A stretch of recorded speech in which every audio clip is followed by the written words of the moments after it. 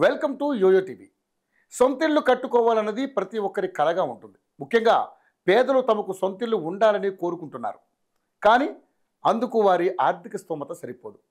అలాంటి వారి కోసమే తెలంగాణ సర్కార్ ఇందిరమ్మ ఇళ్లను తీసుకొచ్చింది.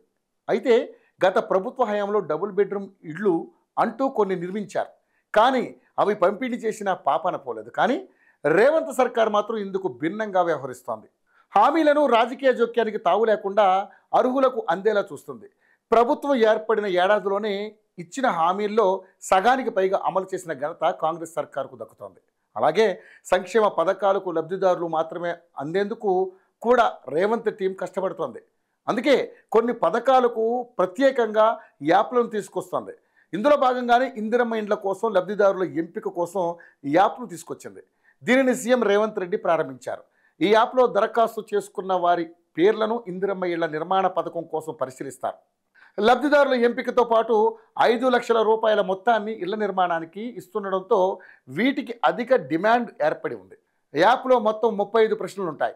ఈ ప్రశ్నలకు సంబంధించిన జవాబులను పూర్తి చేయాల్సి ఉంటుంది. గ్రామ సభల్లో లబ్ధిదారుల ఎంపిక జరుగుతుంది. ఇప్పటికే గ్రామ స్థాయిలో ఇందిరమ్మ కమిటీలను కూడా ప్రభుత్వం ఏర్పాటు చేయడంతో లబ్ధిదారుల ఎంపిక జరగనుంది.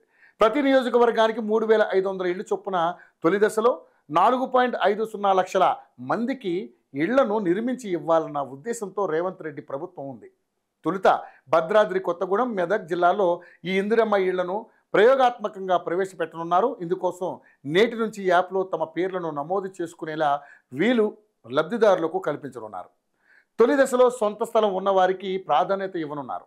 నిరుపేదలైన వారికి మాత్రమే తొలి విడతగా పక్కా ఇళ్లను మంజూరు చేయనున్నారు.